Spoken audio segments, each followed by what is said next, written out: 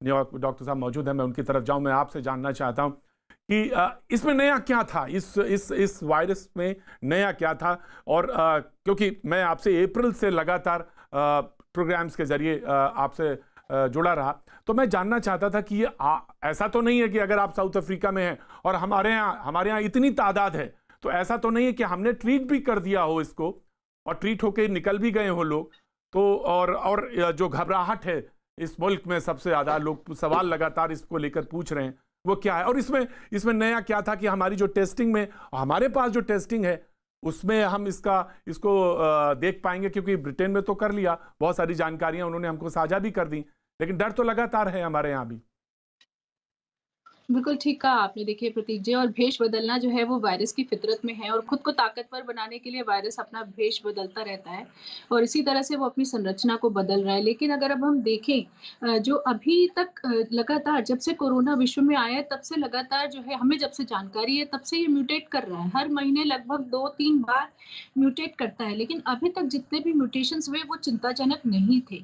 लेकिन अभी ये जो पहला म्यूटेशन हुआ है इसमें स्पाइक प्रोटीन्स में भी म्यूटेशन है जिसकी वजह से चिंता बढ़ गई है क्योंकि इसमें N501Y करके एक म्यूटेशन है, दूसरा एक और H69B70 म्यूटेशन है जिसकी वजह से ये ज़्यादा तेज़ी से लोगों को पकड़ रहा है, ज़्यादा तेज़ी से शरीर के अंदर प्रवेश कर रहा है।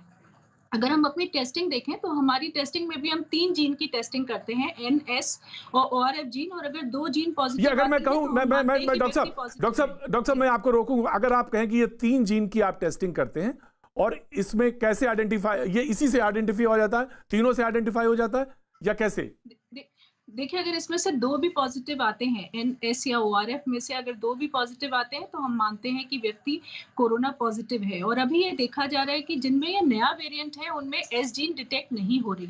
तो अब आईसीएमआर ने भी बोला है कि भारत में जो ऐसे पिछले कुछ दिनों में टेस्ट हुए हैं 1-2 महीने में, जिनमें कि एस जीन डिटेक्ट नहीं हुई है, उनका उस सैंपल्स का दोबारा से आकलन किया जाएगा और देखा जाएगा कि कहीं ये वेरिएंट तो नहीं था, जो कि उस वक़्त मिस हो गया, क्योंकि जीनोम टेस्टिंग के द्वारा ही वेरिएंट की खबर हमें पता चली है। केवल आरटी-पीसीआर से पता नहीं चल सकता।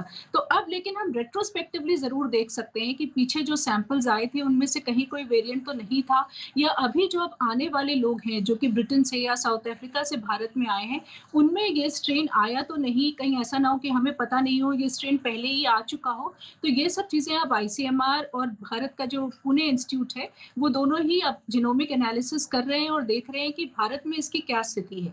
लेकिन वहीं जैसे अभी डॉक्टर साहब ने भी कहा, घबराने की ज़्यादा बात इसलिए नहीं है क्योंकि अभी तक तो जो प्रारंभिक जानकारी आ रही है उसके मुताबिक ये ज़्यादा फेटल नहीं है, ये ज़्यादा मोर्टेलिटी नहीं कर रहा है। लेकिन ये बात सही है कि जैसे-जैसे मामले बढ़ेंगे, आप भारत में भी देख रहे हैं, अभी दिल्ली में जब संक्रमण बढ़ा तो अस्पतालों में जगह नहीं थी, बेड्स नहीं थे लोगों को भर्ती करने के लिए, और यही एक परेशानी है जो जब ज़्यादा जी, तादाद में एकदम से लोग आते हैं, तो राइट, अस्पतालों में जगह नहीं होती उन्हें देने के लिए और इसी वजह से मोर्टेलिटी रेट बढ़ता है।